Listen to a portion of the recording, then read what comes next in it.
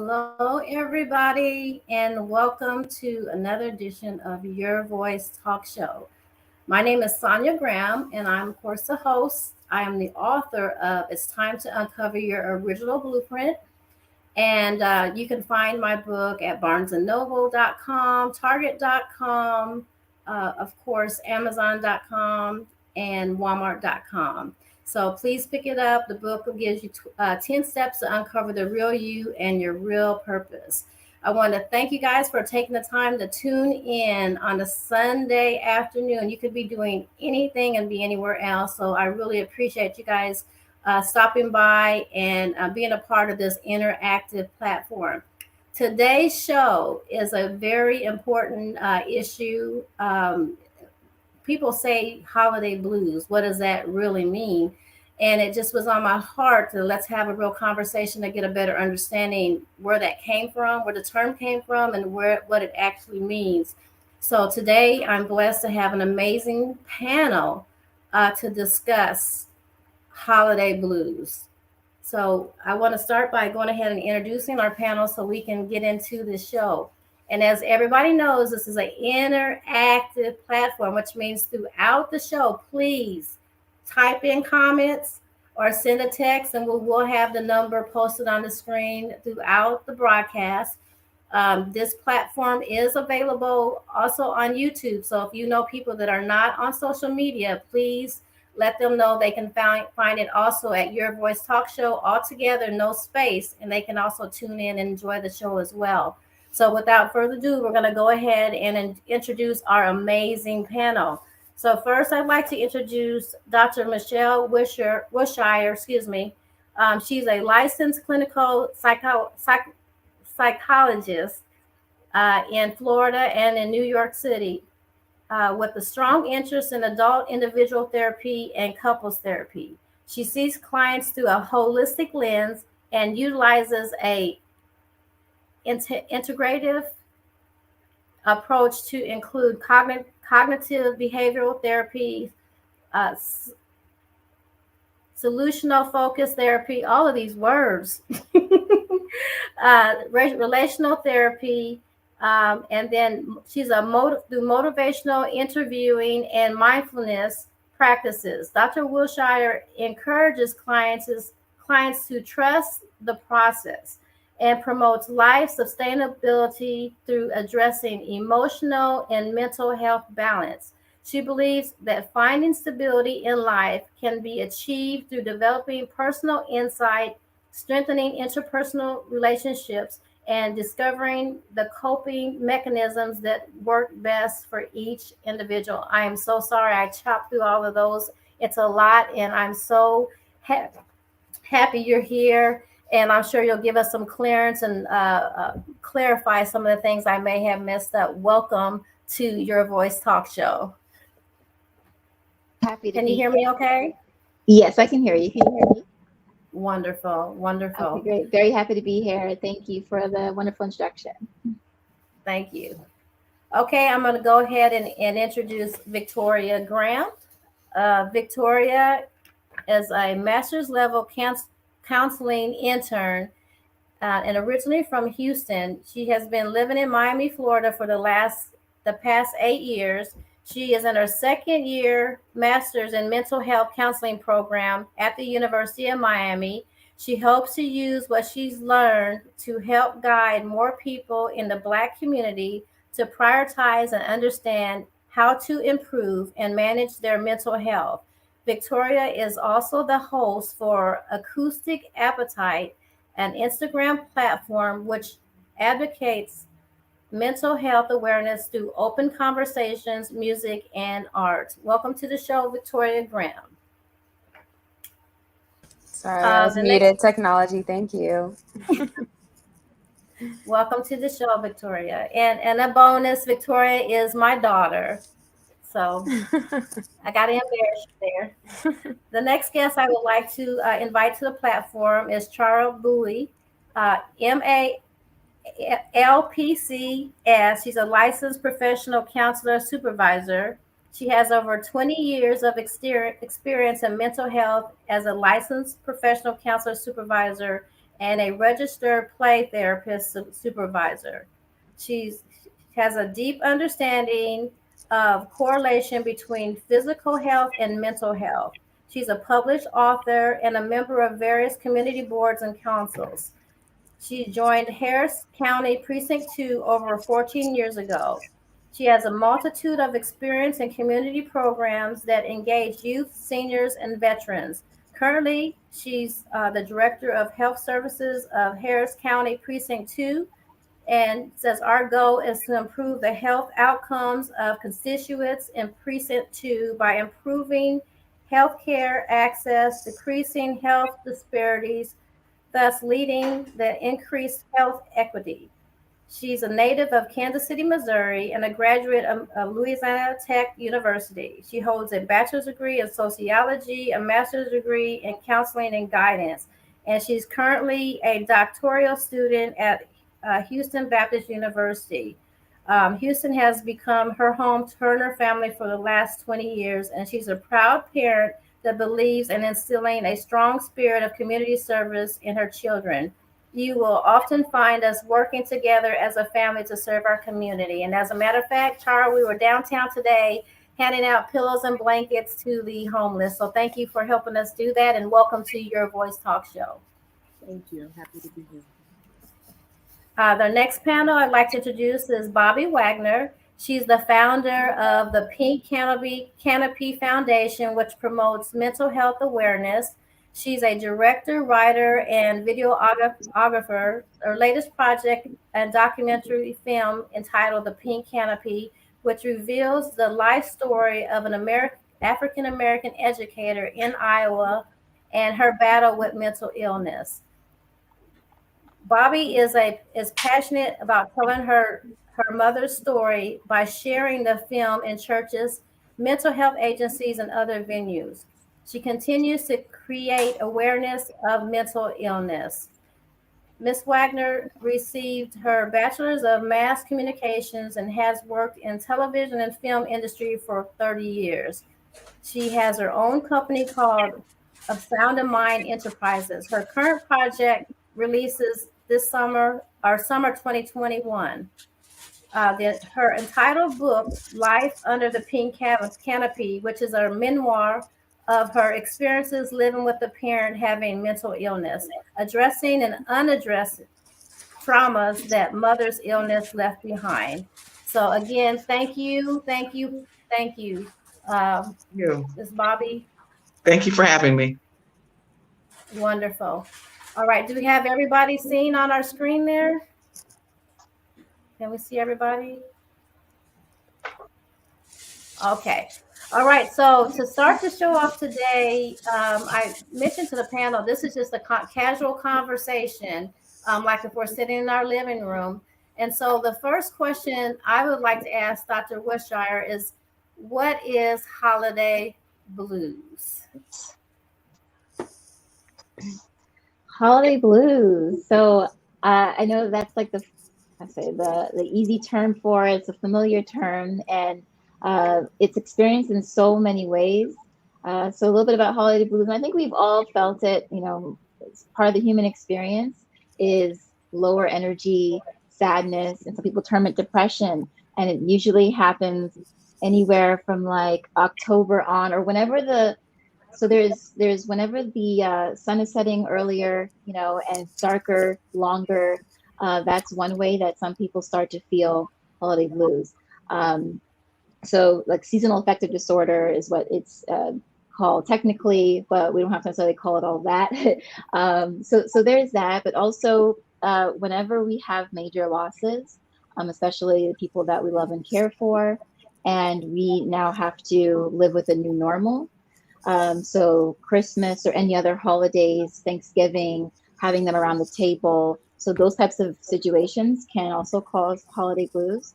Or it could also have to do with your values. Like if you're not someone who spends, you know, tons of money or wants to spend tons of money on buying gifts, if you don't really believe in that, but there's a strong expectation that you feel to do that, that means there's a misalignment happening within, and that can also cause holiday. So there are many things that can cause it. So from, like I said, the weather to major losses, grief and loss, and processing, to social pressure, for example. So just to give you like a quick snapshot of what holiday blues can be. Wow. You know, that's interesting because a lot of things become cliche. We just say them, but you just framed it in a whole different way for me to see that it's real. It's not just a cliche. It's something that happens from a lot of different things. Does anybody have any feedback on what they think holiday blues is?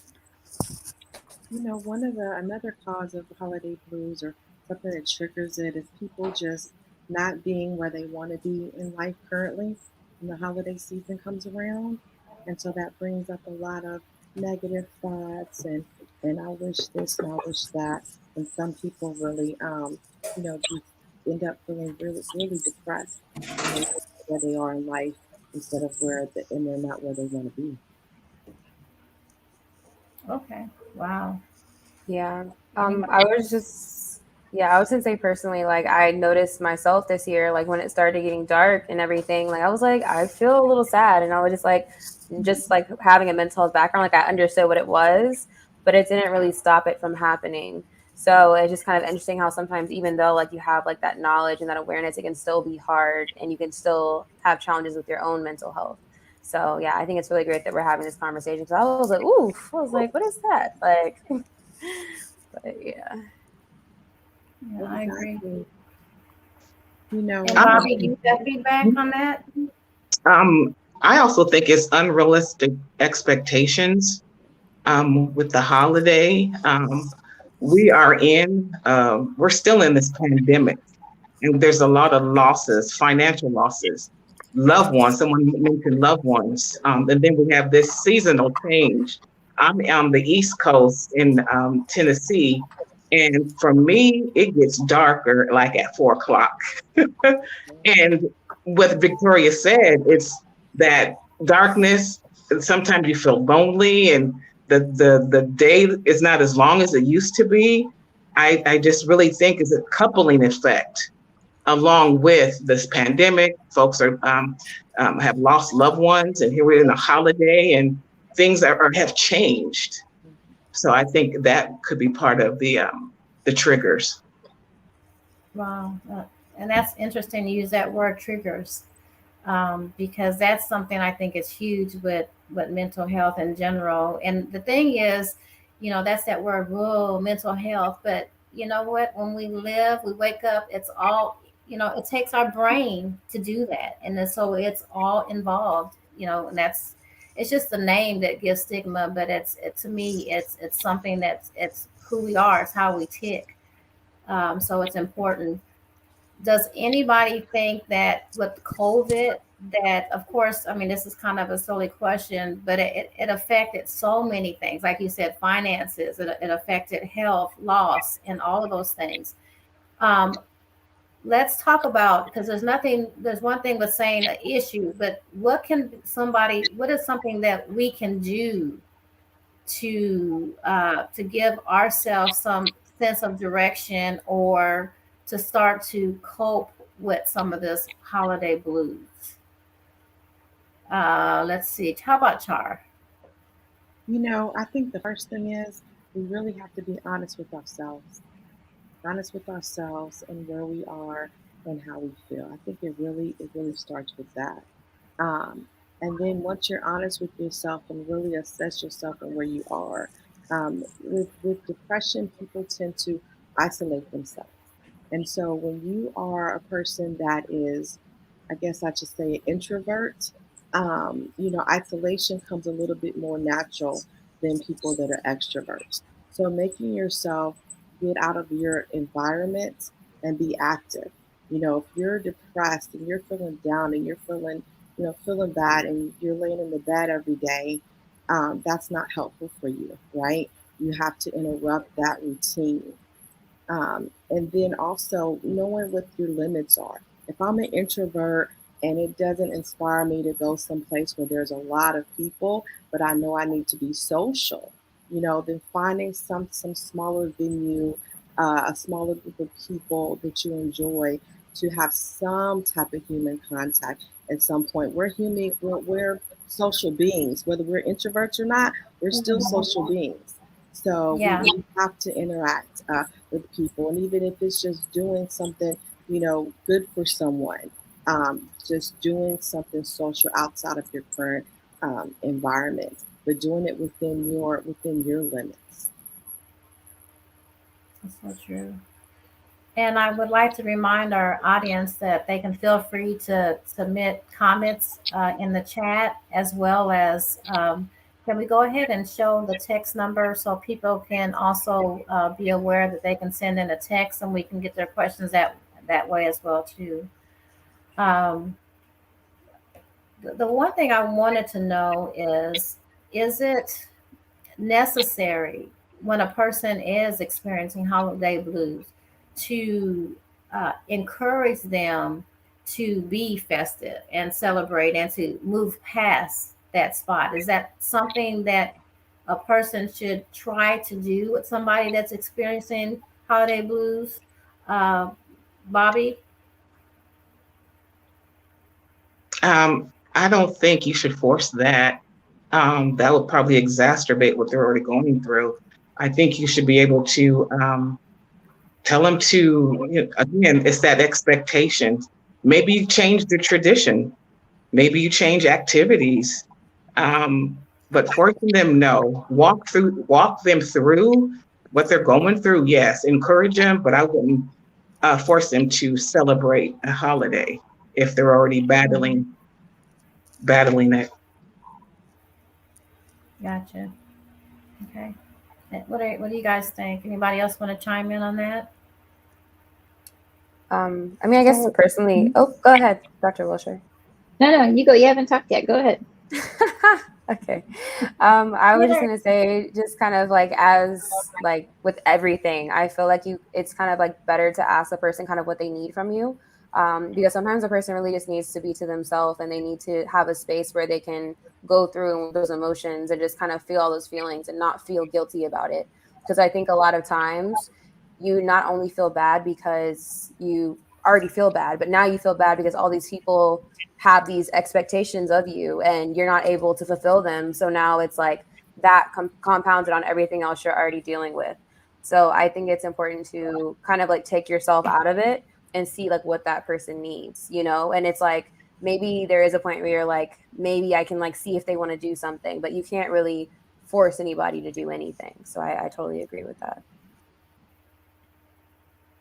And so I was gonna add as well, because what I'm hearing from earlier too, what Bobby was saying that Bobby was saying that you don't want to invalidate, because I think that's like what I took from what Bobby was saying, is that you can invalidate someone's feelings by sort of ignoring them.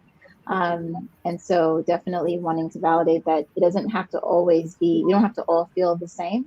With that said, I am also thinking, and also to consider not taking it personally, because I think when someone's even beyond the holidays and someone's not at your level and energy level, we could take it personally and it has literally nothing to do with us.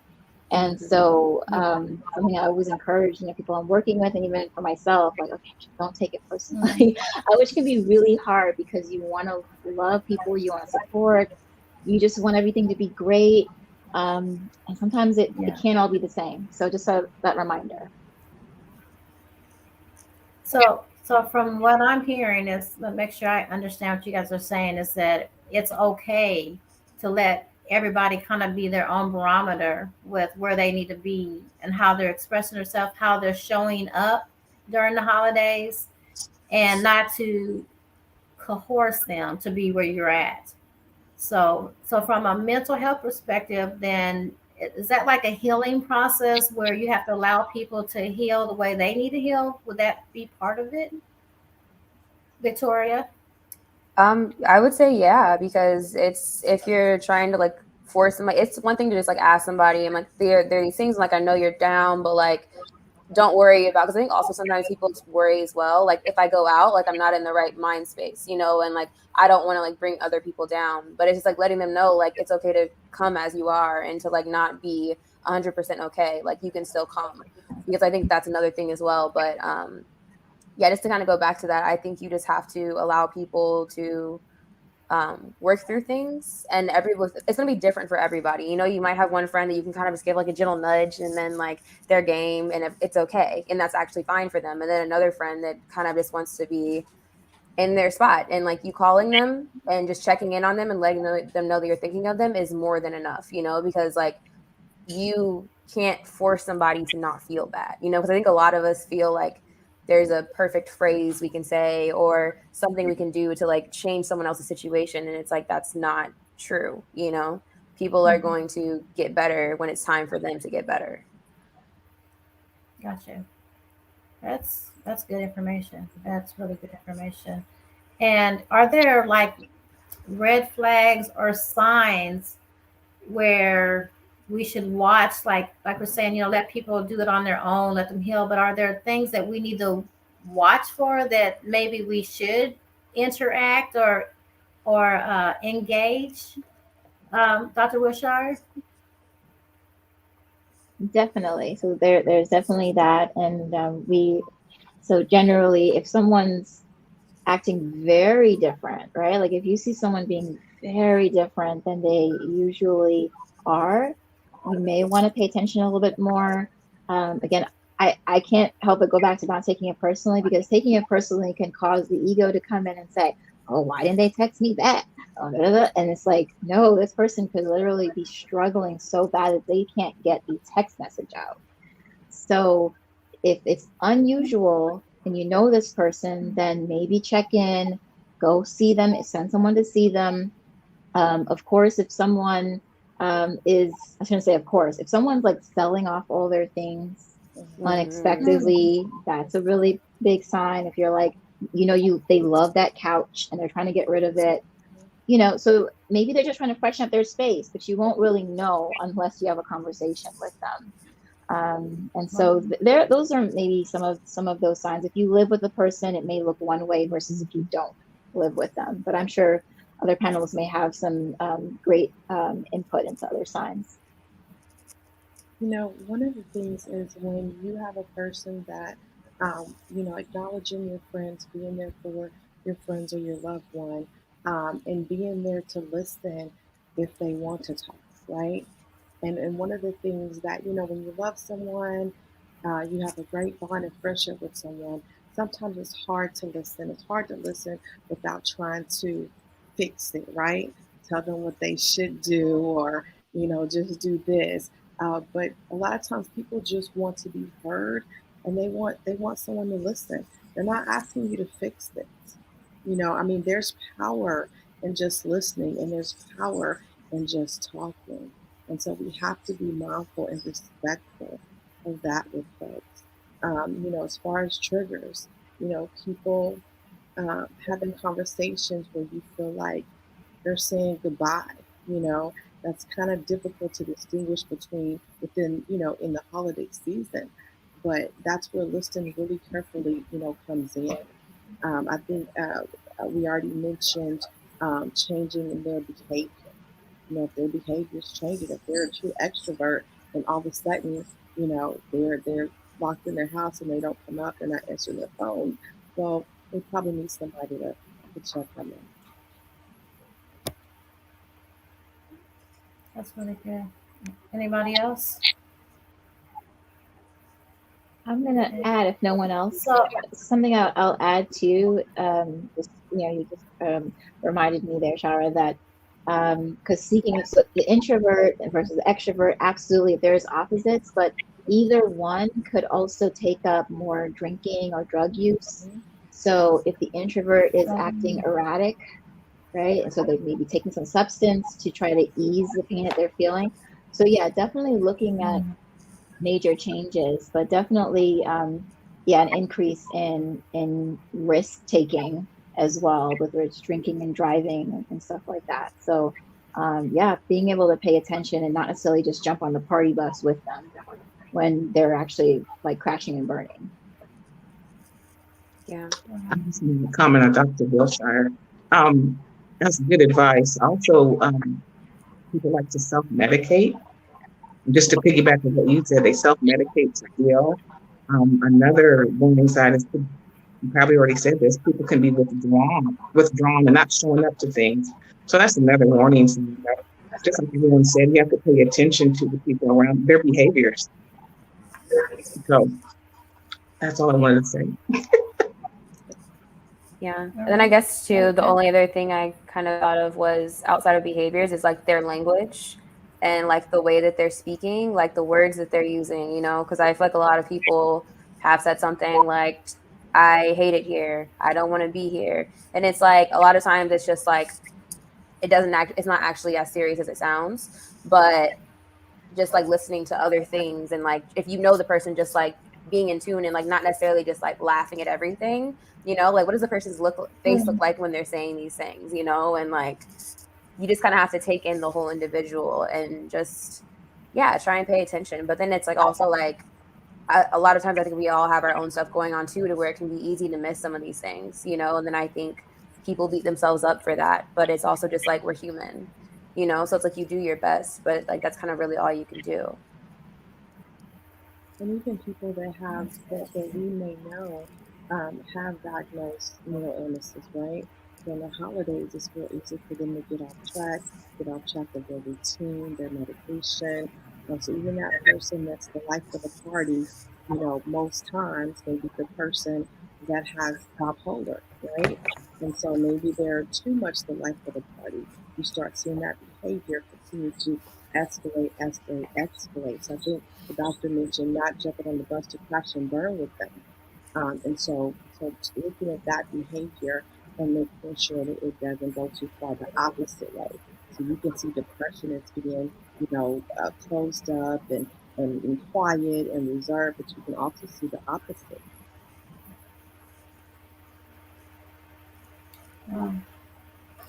And and it seems like a lot of our conversation we're looking outward, you know, at other people, how to allow them to heal and cope, and warning signs, stay in touch. So let's flip that a little bit. Let's talk about, when it comes to an individual, to yourself, you know, when I guess can turn to depression. And how do you know that's what you're experiencing if it is depression? Um, Dr. Wilshire, can you help with that question there? How do we know that it's possibly depression that we're experiencing? Sure. So one of the signs that you'll notice, so you can, looking at yourself more holistically, and I think that's also just even our previous answer, when we look through our lens, our life lens holistically, then we start to see some of the signs. So for example, if we are suddenly very tired, not because we stayed up all night or we worked out, but just our energy level internally is just, it's dragging along. Like you feel like you're dragging, for example. So there's that, your thoughts, your inner dialogue. If your inner dialogue is just low vibrations, I mean, then when its baseline is usually a little bit more up here, then that might be a sign. Also, if you're someone who is incredibly anxious beyond effectiveness, because anxiety is very effective, right? Anxiety makes us on time to this panel, right? Anxiety makes us get our assignments done. But if we're so anxious that we miss the boat half the times, or we're missing things, and then in turn, like if I miss something that I wanted to be a part of because of my anxiety, I might turn around and then be depressed. So usually anxiety and depression also go hand in hand. So usually someone who says I'm very anxious, we can probably not say assume, but guess that depression is going to come and follow as a result of our thoughts. Maybe we're missing things. Memories. Memory is impacted by depression. Sleep and eating habits are affected. So it's really about looking at everything, from the external all the way to the internal and physiologically, and saying, I think something's going on. It might be depression. If we want to label it depression, we don't have to, but yeah. Okay. Anybody else want to chime in on that? I feel like that was like a really great description of it. And I feel like something that sometimes makes it hard to like pinpoint that it is depression is because a lot of people want to be like, but I'm not depressed, you know, automatically, like just like talking to a friend and they're like, oh, you know, I'm not feeling like going out, like I want to kind of just stay in and all of these things. And like, but I'm not depressed, don't worry, you know. And so it's just like kind of not being able to say that might be what's happening to you is also kind of like something that might make all the difference in you being able to like shift yourself in the other direction. You know, if you can actually just, like we were saying earlier, be honest with yourself and be like, I'm not myself right now. Like I am different, and it's okay for things to cause a shift within yourself. But if you can't see it because you're just so worried about either what other people are going to think, or even you're just like, no, that can't be me, then like you might end up stuck there longer than you had to be. So that's all I had to say off of what you said. Anybody else want to add to that? I just wanted to chime in. Now, because I wrote the film, The Pink Canopy, and it's my mom's life story, she battled with depression. So my brothers and I, even my children, we do a self-check because it's a possibility it may run in the family. So we just do a self-check, mental health, checking on everybody, checking on yourself. You know, so with that, and because it runs in my family, we do this mental health self-check. So that helps us. I just want to say that's really beautiful. I'm so glad that you're saying that as a family. Like I actually have goosebumps right now. I was thinking about how amazing that is and what a major shift that is, because usually, you know, especially, you know, years ago, going to therapy was a secret, and a secret that could actually sometimes cause more harm, because when you can share healing together, especially when everyone was affected, right? Everyone gets impacted by what's happening within a family or within a circle. So yeah, I just wanted to share that. It's just amazes me to hear that as a family, you know, to do these check-ins and maybe even hold each other accountable for that growth. And that was the word I was looking for, accountability. It can be sometimes we want to face it. That's like Victoria said, oh, I'm not depressed. I'm not depressed. But if you've got somebody that knows you, like, you might want to think that. So, yeah. And that is just so awesome, you know, within the family, you have to give people permission, you know, to be honest about their mental health. You know, there's still such a stigma about mental health, especially in the African American community. And, you know, depression, there's situational depression, right? I mean, within a month's time, most people can say, well, you know, this many days I felt just fine, but, you know, for this week, I didn't feel so good. You know, whether it was, you know, you have a lot of pressure, you know, a lot of things you have to get done and you feel like you can't, you know, get them all done, you know, to where things happen in life that make you feel a certain way. It could be losing a job, losing a friend, just comments that people have made that day. So it's just a lot of things that can cause a person to feel depressed. And it may not be major depression or severe depression, but nevertheless, it did not make you feel good.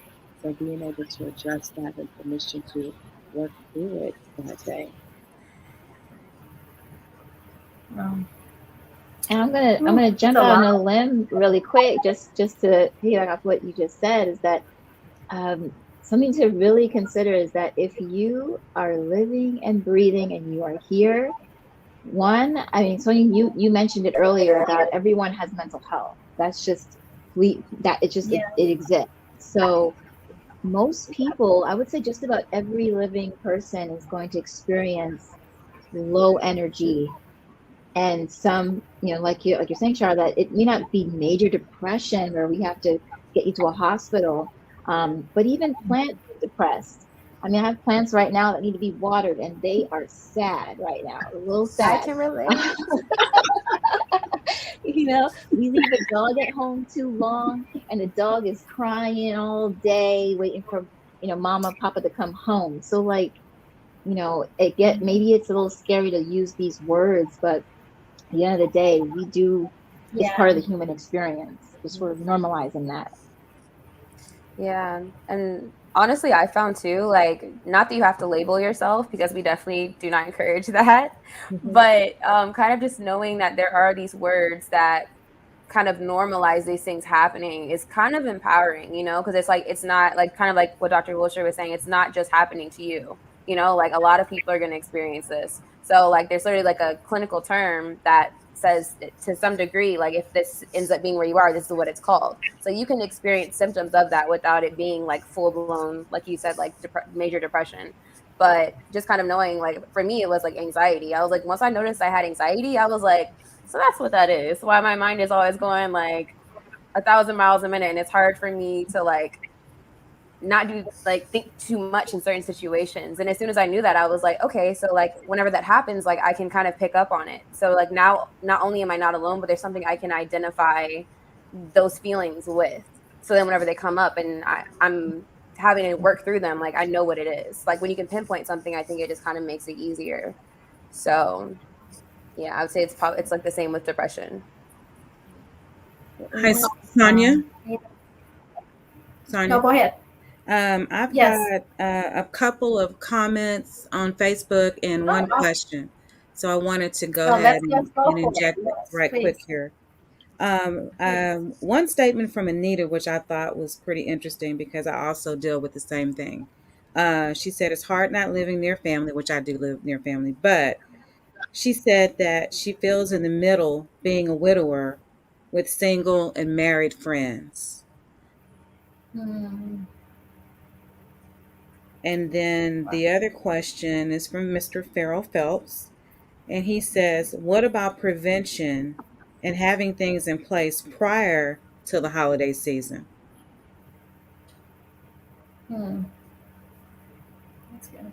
So, should we talk about that? What are things that we could put in place to prepare us to know that every time this time of year, something, things affect us? Are there tools, guys, that we could, or things that we could do, meditate, or what would you guys recommend?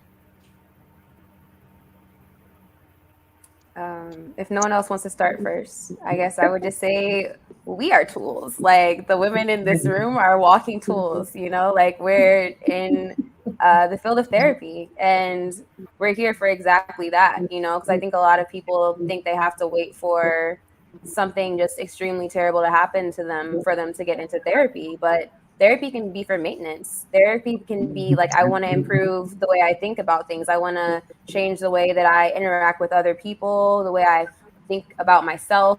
It's such a tool that literally can do exactly that, you know, like keep you like we have clients that we're going to be seeing before the holidays just to like check in with them, make sure that they're good, as good as they can be, you know, and just like hope that we can like get them in a good enough space to like go through the holidays, you know, and then we'll check right back in with them as soon as the new year comes.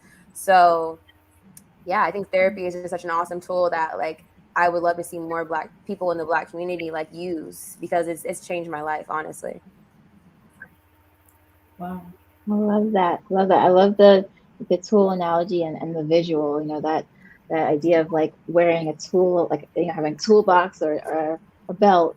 And it's like, no one wants to just have a hammer in their toolkit. Like, what are you going to do when you need to like tighten something? You know, it's not going to work. So really thinking about us as just one resource, one of the tools that can get you to help support you in getting to where you want to be. It's a relationship. But as far as other ways to consider this is that, you know, prevention isn't always possible, like 100% possible. It's kind of like flossing and brushing your teeth. Doesn't mean you'll never get a cavity because something else could be going on inside that we don't know about. So thinking a bit more of like, how can you prepare yourself? And someone mentioned earlier, I believe, about coming up with new traditions. And so I think that there's that. If it's about not wanting to celebrate a specific holiday, or because you're having to grieve the loss of someone, then I mean, it's also going to take some time. So I don't know about necessarily prevention per se, but being honest and gearing up for this time of year and experimenting with how you do that. Would you guys say that focusing on like volunteering and focusing on other people would that help? I think that's helpful, but I think that we want to make sure that we are also focused on ourselves and don't use that to avoid, dealing with ourselves and our issues. I really like the idea of a tradition, giving yourself permission for the holiday to be how you want it, how you want it to be. If you decide you want to eat Chinese food this holiday season because that's what you want to do, then make that choice, and it should be okay. For that person and for whoever else is surrounding them, or a part of their lives. And then I can't stress enough finding someone, if it's not a therapist, it's someone that you trust, that you can trust to talk to. I think that's so important. Someone that's not going to, judge you or try to fix you. It's just someone that will be there to listen to you. I don't know about you guys, but I have a lot of conversations with myself sometimes. Just because thinking it in your mind and hearing it out of your mouth is two different things. I'm always talking to myself. Always. Same. So I have this is for something light to ask, but they say it's okay to have self-talk and talk to yourself as long as you don't answer back. Is that true? I feel like I've answered back sometimes, so we might have to worry about me. Nobody Full on else is conversation. listening. Nobody else is listening, so I talk and I answer. We gotta keep this conversation going. We gotta work through this. Right. I have a board meeting. Me, myself, and I. As long as we feel like we're still in reality and have a strong grasp firm on reality, then we're okay.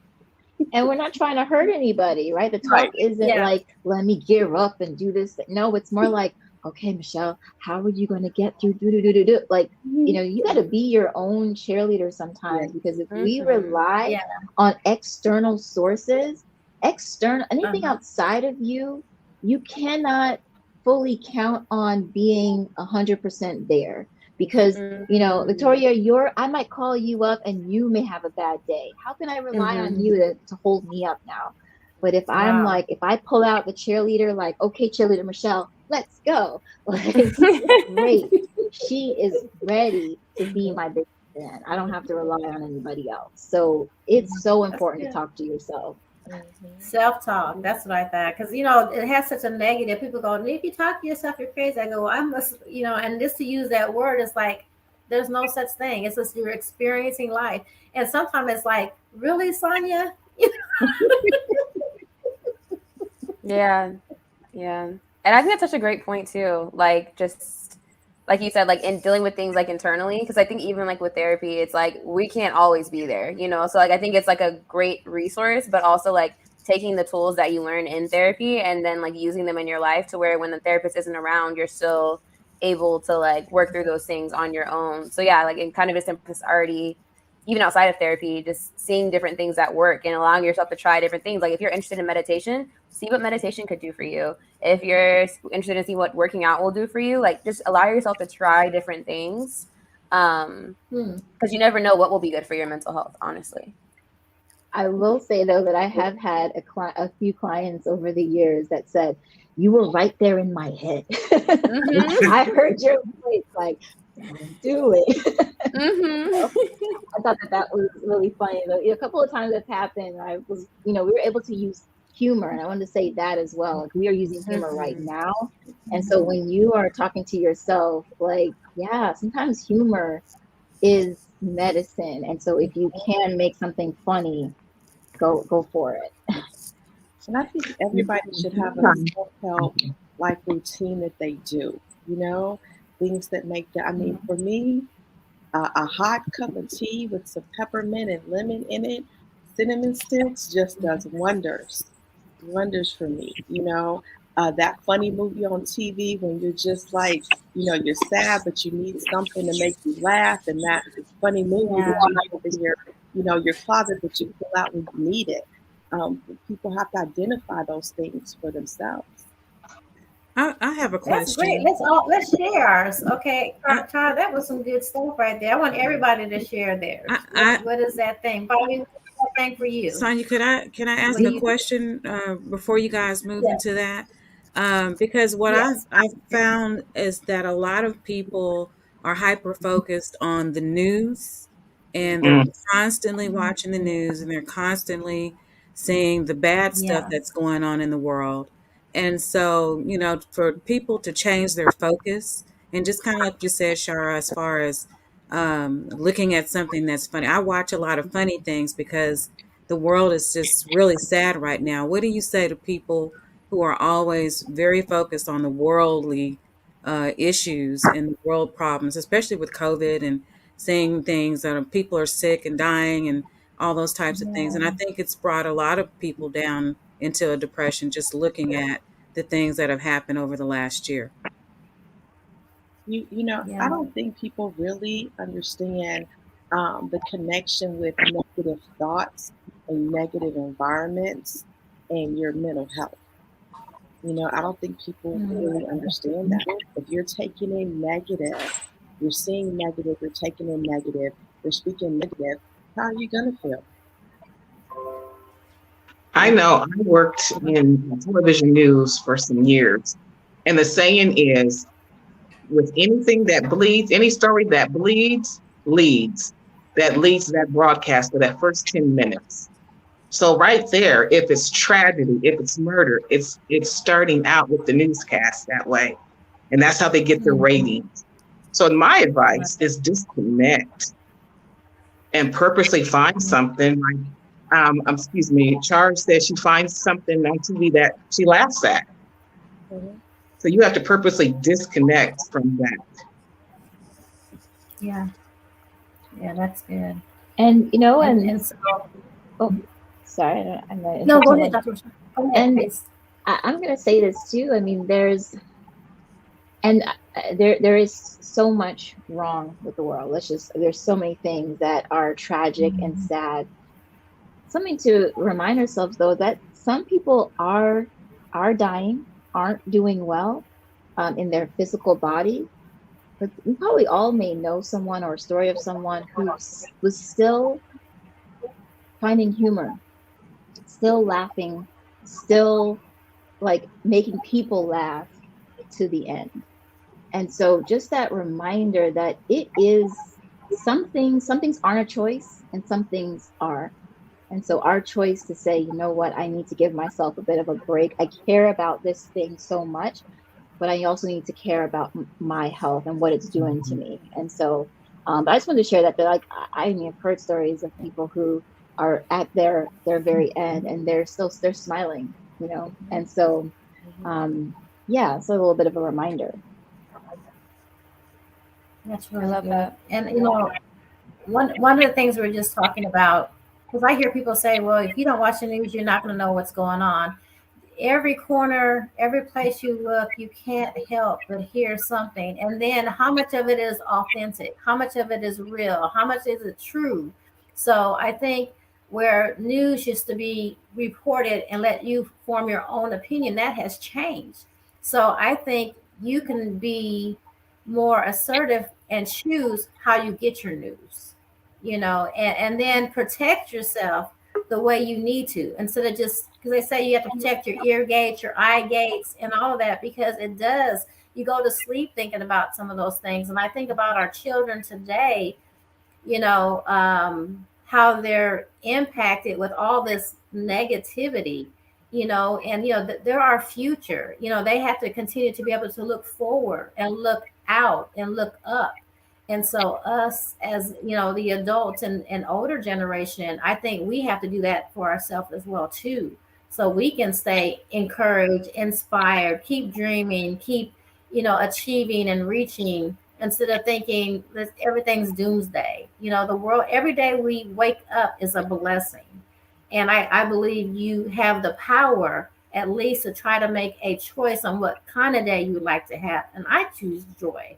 Happiness is temperamental. And that's what I've learned in my life's journey. And I know everybody is different. but joy is something that you decide. And so for me, that's where I've gained my internal power over the years, is to understand that that is very valuable. And I fight not to give that away on a daily basis. So what do you guys think about the difference when people talk about joy and happiness? Bobby? Well, I'm just going to piggyback what you said. Happiness, happy is short for happenstance. So it's just it's going to pass. But that joy can be like a river everlasting. I'm sorry, scripture based. But yeah. So, and then there's also a scripture that says laughter does good like a medicine. So there's a great truth in laughter and finding joy in things. For me, I like to, like Shari said, I like to find things that make me laugh. I like to make people laugh. I like joy in things. Can you hear me? Yes, ma'am. We hear you loud and clear. That's awesome. Anybody else have anything you want to chime in on that? What is that for you guys? What do you guys do? Y'all, I don't want y'all to get out of that little question we asked before. What is that thing that you do that brings you joy or happiness, or just puts you in another place when you're going through maybe some times that are not that happy? I want to hear everybody's thing. What do y'all do? Dr. Wisher, what do you do? So I was gonna say, currently, what makes me, or who actually makes me laugh, is my daughter. She's 18 months, so I'm a first-time mom. Yeah, and I did not know that I could laugh so much with a child. And she's not trying to make me laugh. She's just being herself, and I'm sometimes in tears watching her, like, figuring out her life in front of me. And then sometimes she's a jokester. Like, she's a straight up jokester. She will trick you and do all the things, you know how kids are. But she makes me laugh, brings a lot of joy naturally. I love to eat. I love interesting foods. I want to try different things. I used to travel a lot before the pandemic. And I like to play video games. Like, a lot of people don't know that about me, but I just want to, like, turn up my Switch, my Nintendo Switch, and just start fighting Marios and different things, and just having a good time and, like, escaping all the of the world a little bit. That's awesome. That's awesome. And Chara, how about you? Wow. What you do? I think I'm a natural introvert. I've had to realize, that I need human interaction, right? So I've had to understand that and really put myself in a place where I really truly enjoy people and being present with people when you're around them. But I'm also a true comfort queen. I like the comfy pajamas. I like to create my environment with my candles, my music. I love music. I can't sing, y'all, but I think I can sing, but I really can't sing. So I love to just turn it up and sing right along with it at the top of my lungs, and that just that makes me happy. That makes me happy. Yes. And of course, my girls, they're hilarious most of the time, and so kids they're always doing something silly, that's making me laugh. But creating my whole little environment, I like to do that. That's awesome. Miss Victoria, how about you? I would say, like, I'm still finding mine because I feel like it changes just in terms of, like, I guess what I'm going through. But I would say right now, just being around loved ones, talking to them, or sometimes just, like, not dumping everything I have on them, but just kind of word vomiting everything that's going through my head so that it doesn't have to just stay inside of me. But music, same. Dancing, love it. Eating, always. Ice cream is a must. So yeah, I would say a lot of similar things, just trying to get it anywhere I can, honestly, truly. Absolutely. That's good stuff. And I don't have to tell you guys mine, but anyway, I'll skate around the kitchen. I love skating, so I skate. I'll put my skates on and my old school music, and I will skate around the kitchen. That's what I do. And just like I said, music, there's something about music, but you do have to be careful with music because music will sometimes put you in places you don't need to go at that time. Right. And is that true, or does that happen for anybody else? That music is one of those things that can take you to some positive places, but it can take you to some negative places. What do you guys Yeah, feel? Is that true? Like straight bawling. Yeah, absolutely. Like to a rough time in that song. Or I remember like when Aaliyah died so long ago, every now and again her song comes on, like, oh, I can't do it, Aaliyah, turn it off. So I love Aaliyah too. I feel that. Personally, I have like crying songs that I specifically turn on to cry. So I feel like sometimes it can be a good thing to like let those emotions out, and sometimes music helps you do it, you know, and it just kind of like sets the mood. Wow. And let it be like raining in the background. Like, I'm gonna go crying.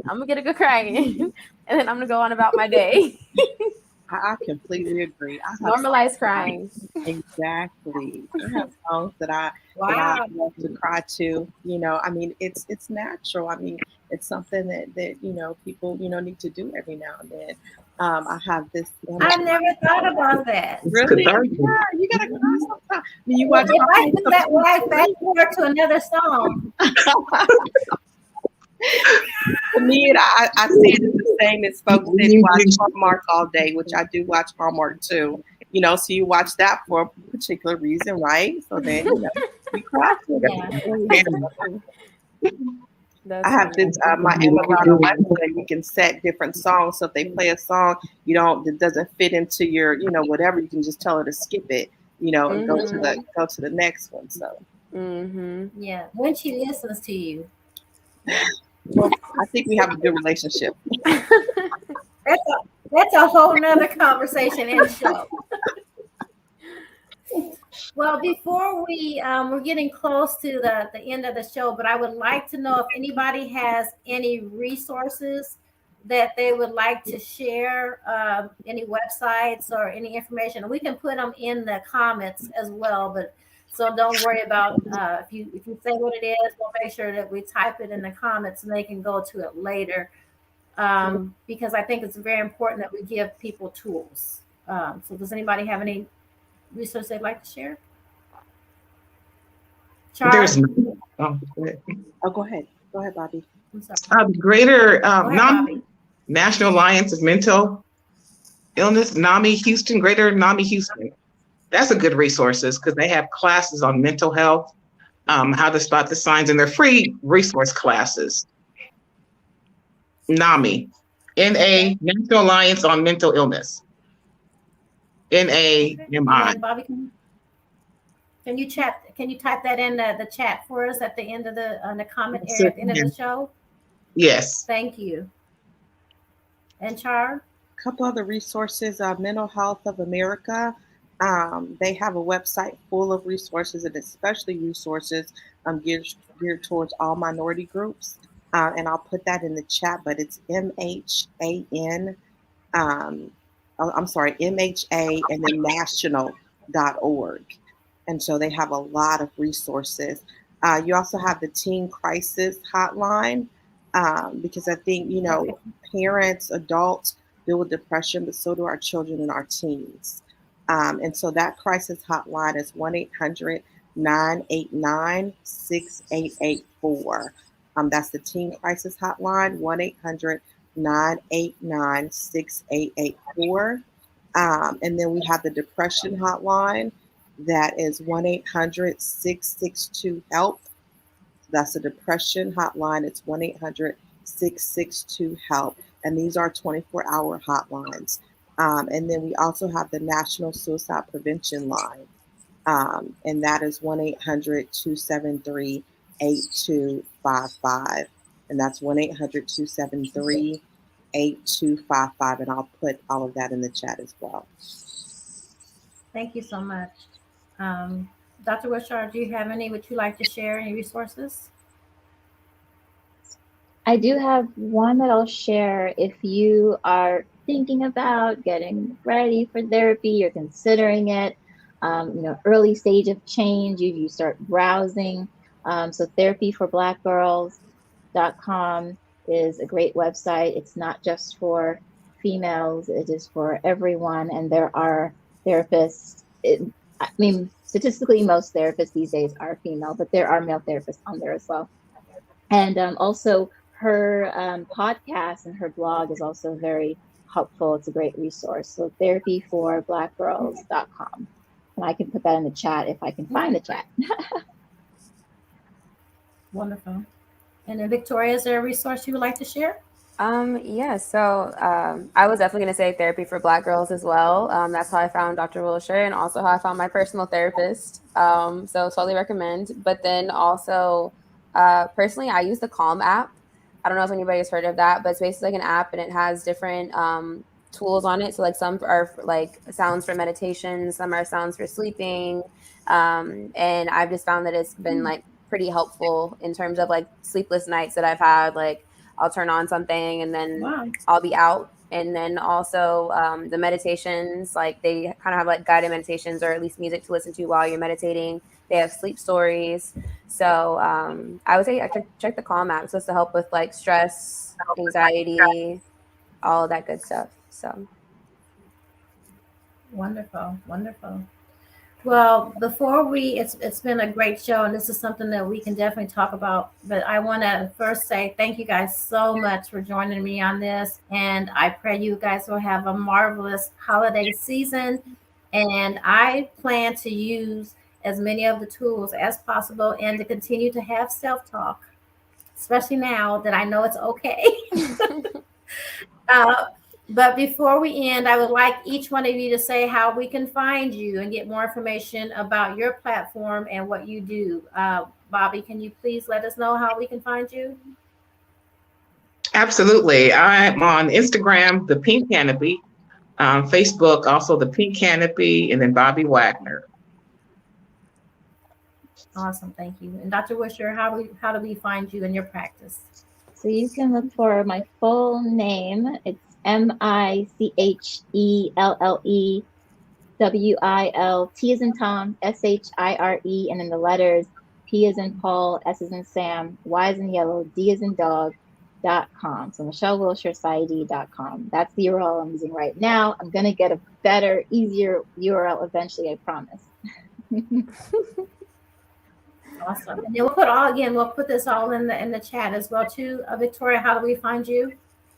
So I would say for me, the same place you find Dr. Wilshire is where you find me if you're looking for services and you're located in Florida. And then outside of that, you can find me on Instagram. It's acoustic appetite, acoustic_appetite, like you eat and like you play the guitar. And yes. And Char, how do we find you? You can find me on Facebook under my full name, Char Bowie.